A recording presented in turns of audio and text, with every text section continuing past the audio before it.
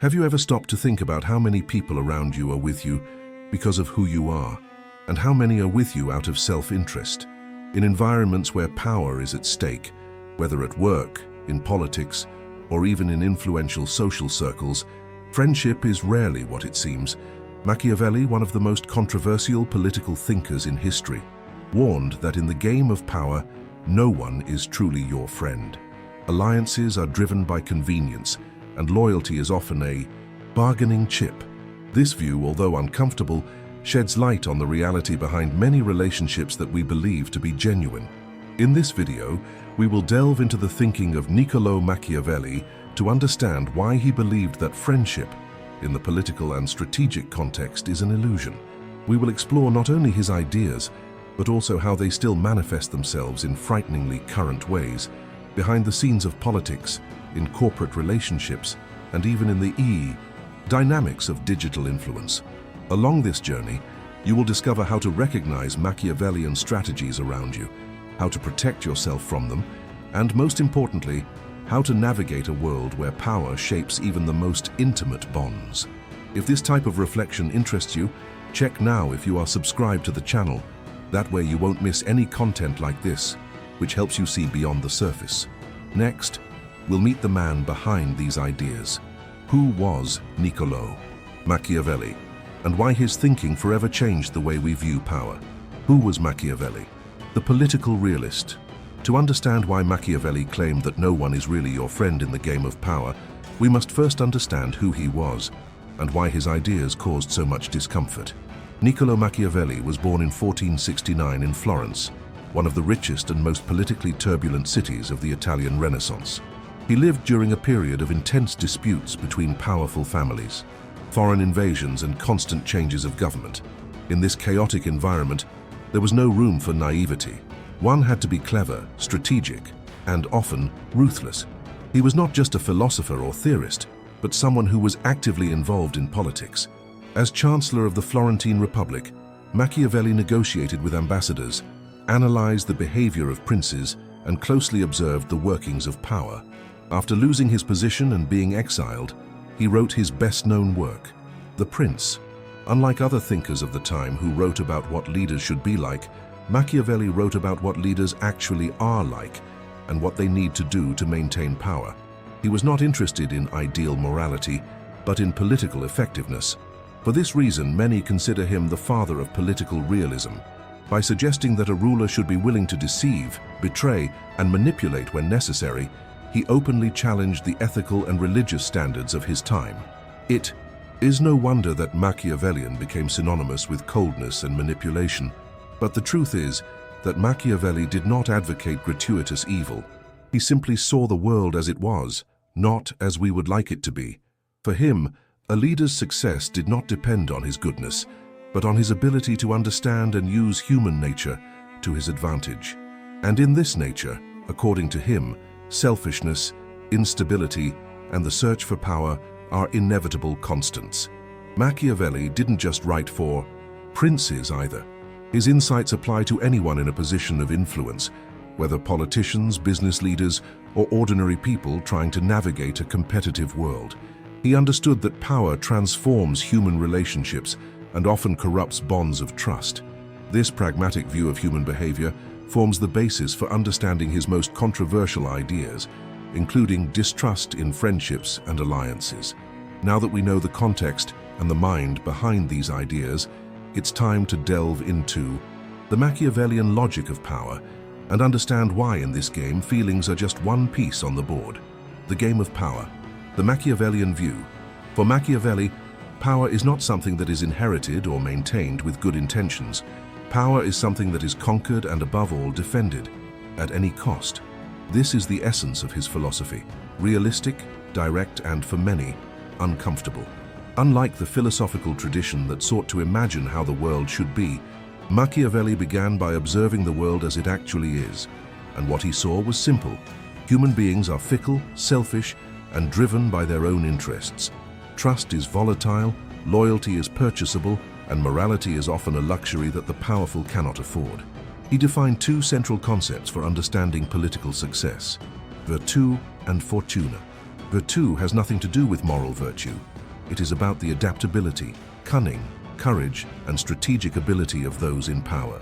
Fortune, on the other hand, represents chance, luck, and the unpredictable factors of life. For Machiavelli, an effective leader is one who masters virtue and knows how to manipulate fortune, or at least prepares for when it changes direction. In this game, feelings do not occupy a prominent place.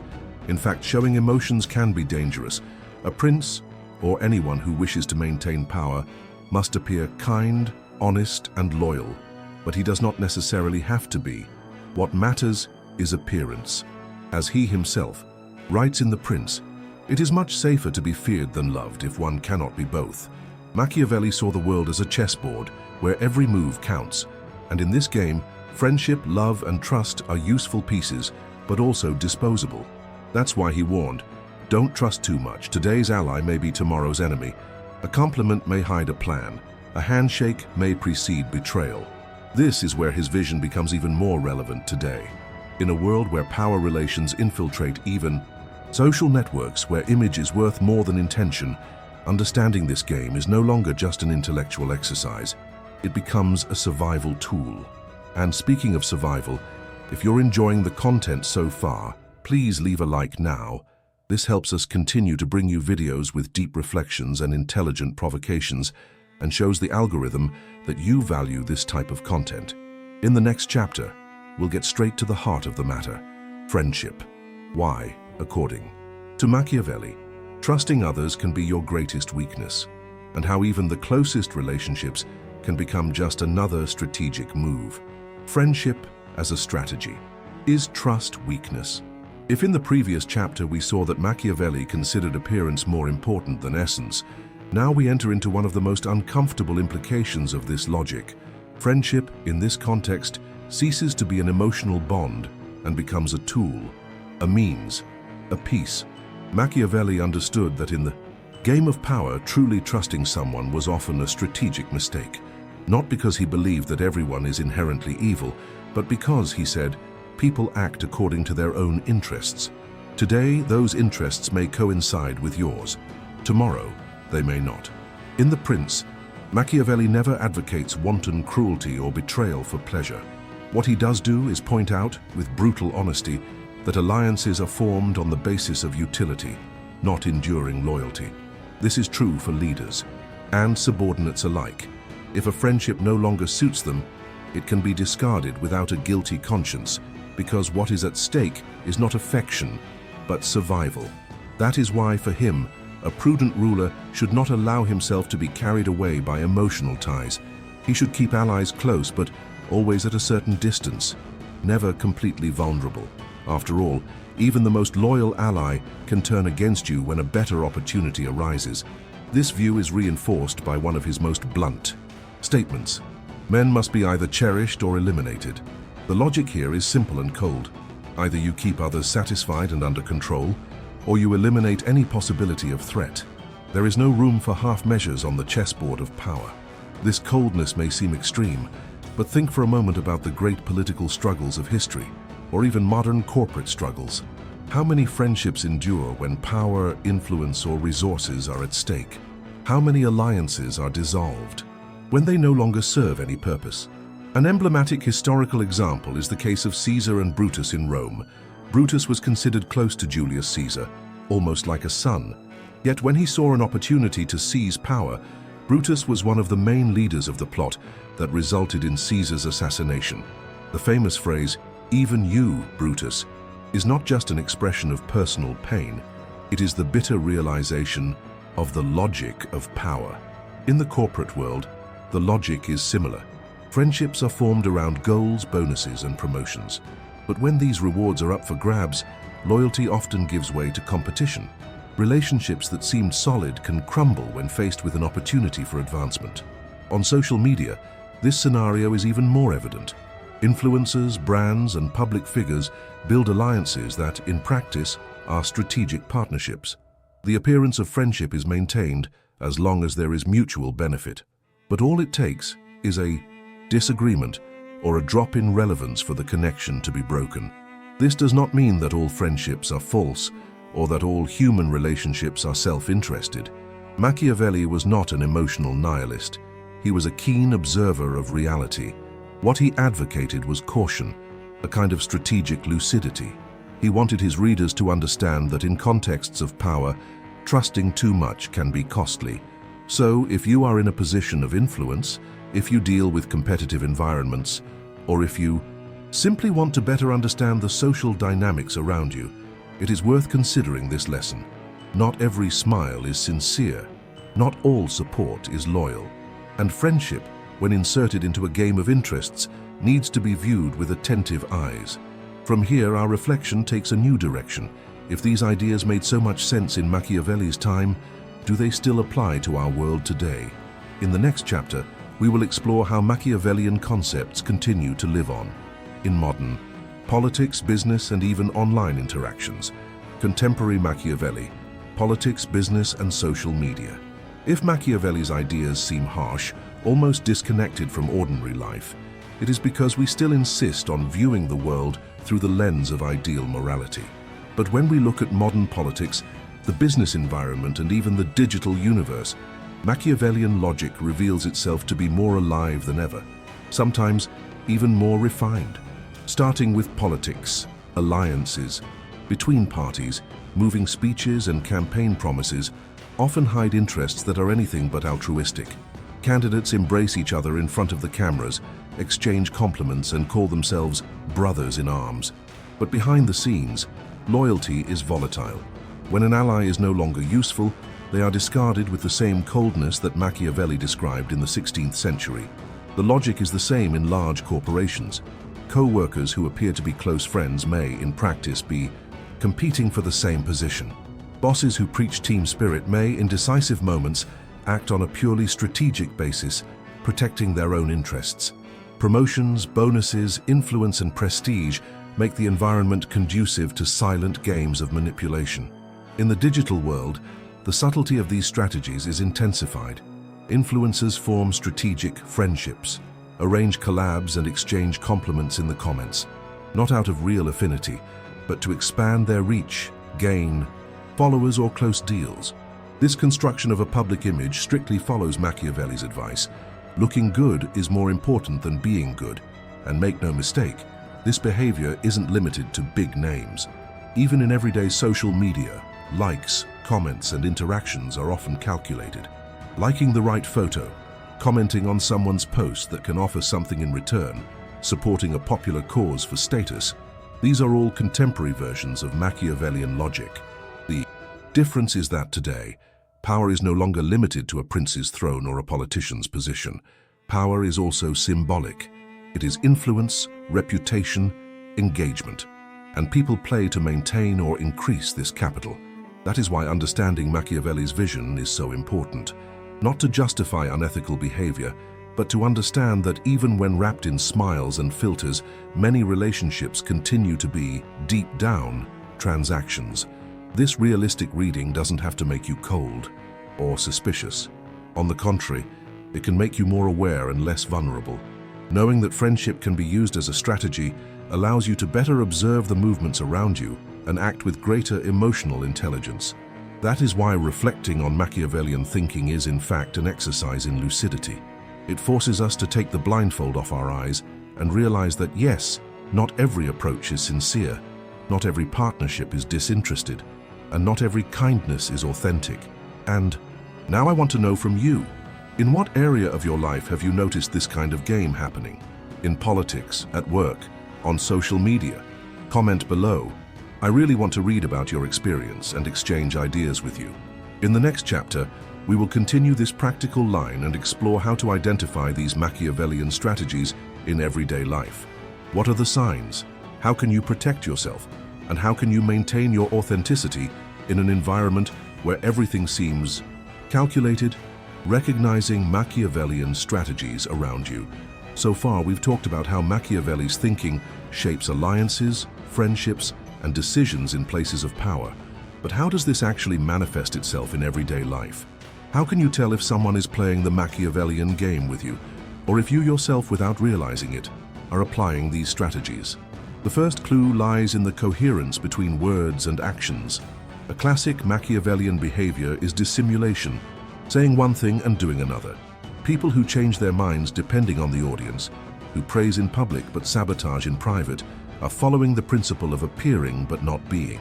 According to Machiavelli, it is more effective to maintain an image of kindness than to actually act with kindness. Another characteristic is the use of emotional seduction as a form of control.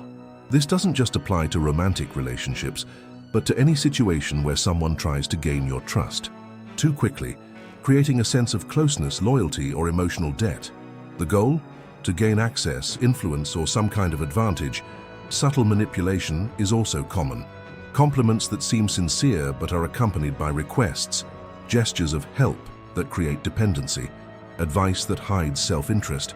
These people rarely ask for anything directly. They plant ideas, exploit your insecurities, and silently shape your decisions. In professional settings, this can manifest itself as the supportive colleague who always offers to help, but only when it benefits him or her in some way, or the manager who promotes a discourse of unity but uses confidential information to manipulate decisions. In both cases, the goal is the same: to consolidate power without arousing suspicion. So how do you protect yourself? The first step is to cultivate observation. Pay attention to patterns of behavior. A person who changes their attitude depending on the audience, who avoids clear commitments, or who is always present in moments of gain but absent in moments of difficulty deserves caution. Another key point is to set boundaries. Machiavellian people tend to test their boundaries, and the more flexible they are, the more room they have to act. Being kind doesn't mean being permissive. Learn to say no to maintain your autonomy and not to give up your vulnerabilities easily. Finally, it is important to work on your emotional intelligence. Those who understand their own emotions are less likely to be manipulated by them. If you recognize when you are being driven by guilt, vanity, or a need for approval, it becomes much harder to be influenced by subtle games. Machiavelli did not write to create monsters. He wrote to open our eyes. And the more aware we are of these patterns, the better prepared we will be to act with lucidity, without falling into naivety or cynicism. In the next chapter, we will explore a central dilemma. Should we then act like Machiavelli? Or is there room for ethics even in strategic settings? How can we find the balance between intelligence and integrity in a world where everyone seems to be playing ethics and realism, acting like Machiavelli or against him? After everything we have seen so far, an inevitable question arises. If the world works as Machiavelli described, with alliances based on interest, strategic manipulation, and power above morality, then should we act as he suggests? This is a delicate question, and Machiavelli never offers a definitive answer. He does not say that we should be cruel, only that sometimes cruelty may be necessary. He does not suggest that lying is always the way to go, but he does say that in certain situations, the truth can be risky. His goal is not to make us cold and calculating, but rather realistic. The great tension lies between effectiveness and ethics. A leader who acts with total transparency may be admired, but he or she can also be easily eliminated by those who do not play fair. On the other hand, someone who constantly manipulates and pretends may even achieve success, but at the cost of his or her own conscience, and often the trust of others. The solution may lie in balance. Machiavelli teaches us not to be naive, but this does not have to turn us into modern versions of manipulative princes. We can, and perhaps should, use strategic awareness to protect ourselves without giving up fundamental principles such as respect, dignity, and empathy. In other words, knowing the game does not mean playing dirty. It means understanding the rules, anticipating others' moves, and acting intelligently without compromising who we are. It is possible to maintain integrity while being strategically lucid. This balance requires maturity. It requires looking at the world as it is, without idealizations, but also without dehumanizing relationships.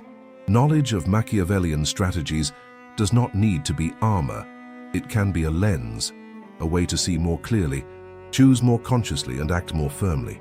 Ethics, in this sense, is not a weakness. It is a courageous choice. Acting with integrity, even when there is a temptation to manipulate or retaliate, is what separates those who simply play the game from those who wish to change its rules. And if this video is helping you see these nuances more clearly, please like it now. This shows that you value in-depth content designed to provoke reflection and helps us reach more people who are also seeking to better understand the world around them. In the final chapter, we'll tie up everything we've covered so far. We'll talk about the price and value of maintaining authenticity in a world where almost everything is calculation. The price of authenticity in a strategic world. Throughout this journey, we delve into the ideas of Niccolò Machiavelli and see power through a different lens, a raw, realistic lens, but extremely useful for those who want to understand how relationships really work when there are interests at stake. We have seen that for Machiavelli, friendship, trust, and loyalty are unstable elements in a world where power dictates the pace of connections. We also understand that these Machiavellian strategies are not stuck in the past. They are more alive than ever, in political alliances, in business disputes, and even behind the scenes of social networks. But, faced with this, the biggest challenge arises: how to be authentic in a world where almost everything is. Strategy? The answer is not simple, but it starts with awareness. Knowing the dynamics of the game does not force you to play the same way. On the contrary, it can allow you to act with more clarity, more firmness, and, paradoxically, with more truth. Authenticity is not naivety. It is a conscious choice. It is knowing what is at stake, and, even so, choosing to maintain values that you consider non-negotiable. And perhaps that is precisely what sets us apart in such a volatile world. The ability to choose to be who we are, even when the environment pushes us to be just another piece. If this video made you think, subscribe to our channel now. Here we will continue to explore topics that challenge the way you see the world and help you think more deeply, strategically, and freely.